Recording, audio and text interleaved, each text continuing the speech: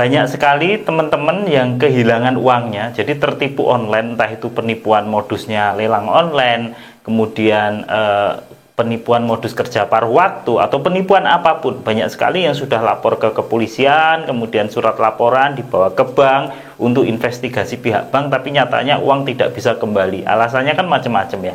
Alasannya ada yang karena yang ngelapor ke bank ini lebih dari satu sehingga bingung bank ini uangnya siapa kan gitu, atau alasannya si bank ini biasanya ini transfernya dengan kesadaran pribadi makanya tidak bisa di refund, atau ada lagi yang alasannya ini rekeningnya udah duluan dikosongin oleh penipu, atau alasannya ini atas nama orang lain, dan alasan macam-macam lah, tetapi intinya uang tetap tidak bisa kembali. Nah, banyak sekali teman-teman yang terjebak di kondisi seperti itu ya. Di tengah pikiran kalut, mereka malah mencari info, kemudian curhat di media sosial gitu kan ya, yang ujung-ujungnya apa? Ujung-ujungnya malah bertemu dengan orang-orang gitu, dengan orang-orang yang mengaku bisa mengembalikan uangnya. Nah, akhir-akhir ini banyak sekali orang-orang yang mengaku gitu mengembalikan uangnya, dan mereka mengaku dari analis Kominfo gitu ya, atau ada yang mengaku sebagai polisi dan sebagainya ya. Intinya apa? Intinya mereka akan sok tahu, ini kena tipu apa, kena tipu modus kerja paruh waktu. Mereka akan nampilkan screenshot ya, bahwa ini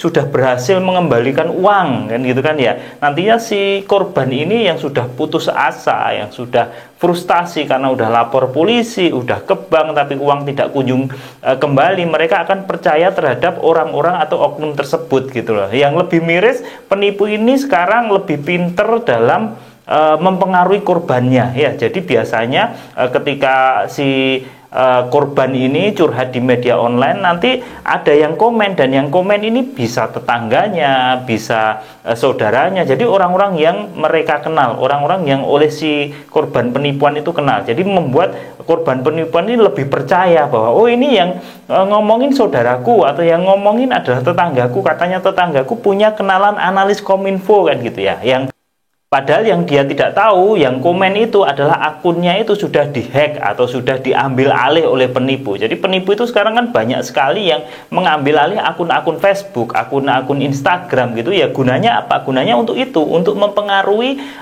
komen gitu, sehingga orang-orang yang kenal dengan akun tersebut itu percaya, yang komen ini tetanggaku kok, yang komen ini temanku, yang komen ini alumni sekolahku, seperti itu. Padahal itu adalah akun-akun yang sudah diambil alih oleh penipu. Sekarang penipu lagi gencar banget mengambil alih akun-akun itu. Makanya hati-hati kalau kamu misalnya ada yang pengen kenal, atau ada yang apapun gitu, kemudian dikasih link ya, kemudian di link itu kalau kamu klik, kamu setujui dan lain-lain, bisa jadi akunmu berpindah ke tangan penipu. Dan ketika akunmu sudah berpindah ke tangan penipu ini, sama penipu akan digunakan lagi untuk nipu-nipu yang atas nama kamu. Jadi seolah-olah kamu yang komen, seolah-olah kamu yang memberikan insight, seolah-olah kamu yang memberikan saran gitu ya. Padahal itu adalah akun-akun yang telah dikendalikan oleh penipu. Jadi hati-hati sekali. Nah, ujung-ujungnya apa? Ketika korban ini percaya, kita balik lagi ya, ketika korban ini percaya bahwa si analis Kominfo ini, si polisi ini bisa mengembalikan uangnya, yang terjadi adalah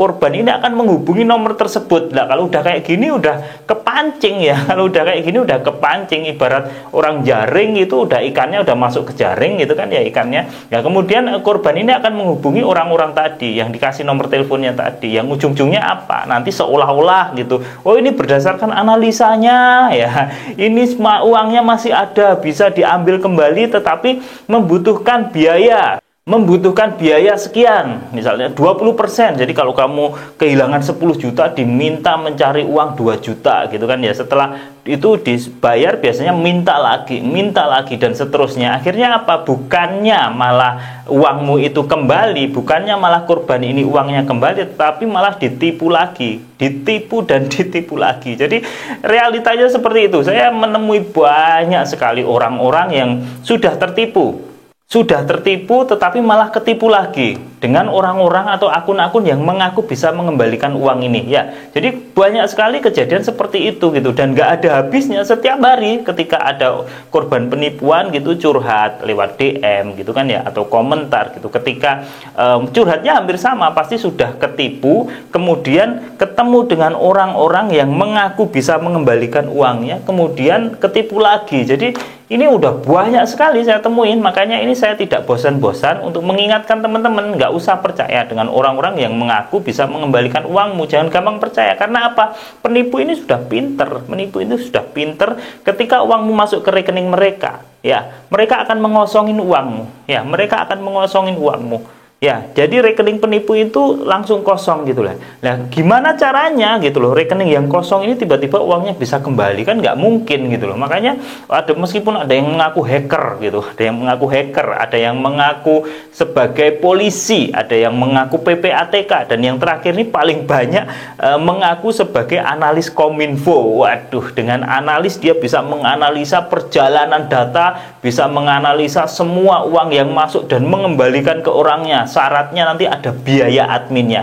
Jadi intinya di lingkungan online ini, ketika kamu sudah dimintain biaya admin, dimintain uang ini, dimintain uang itu, nggak usah percaya gitu loh, nggak usah percaya. Karena apa? Nggak ada jaminan.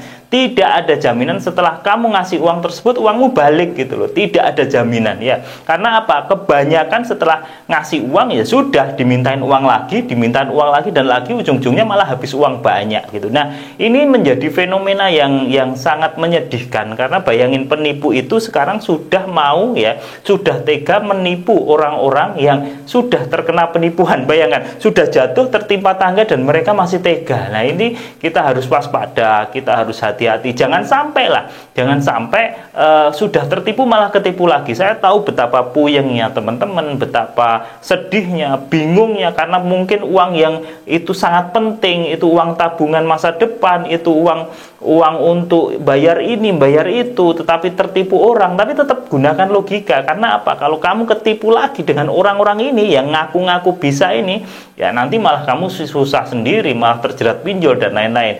Dan yang ironisnya lucu juga gitu, kemarin itu bahkan terjebak model ginian. Jadi udah ketipu penipuan lelang online mengatasnamakan Pegadaian, udah hilang uang berapa juta gitu kan, ya, masih ketipu dengan orang yang mengaku bisa mengembalikan uangnya. Dan ini ternyata tak tanya itu ini dukun gitu. Jadi yang menipu ini mengaku sebagai dukun paranormal bisa mengembalikan uangnya. Nah, bayangkan, rasionalitas kita udah kacau balau. Kalau ada yang tertipu karena orang ini mengaku analis Kominfo, atau orang ini mengaku sebagai analis bank, atau orang ini sebagai polisi, masih wajar. Tapi ternyata masih ada yang tertipu juga, ya, karena yang mengembalikan uang bisa mengembalikan uang ini dengan cara supranatural, dengan cara magic gitu, masih ada yang percaya juga. Makanya hati-hati teman-teman, hati-hati, zaman sekarang udah banyak sekali penipuan, ya, banyak sekali penipuan. Saya nggak bosen-bosen ngingetin teman-teman, jangan mudah percaya dengan siapapun yang kamu temui di internet. Bisa jadi meskipun itu akun saudaramu, itu akun temanmu, itu akun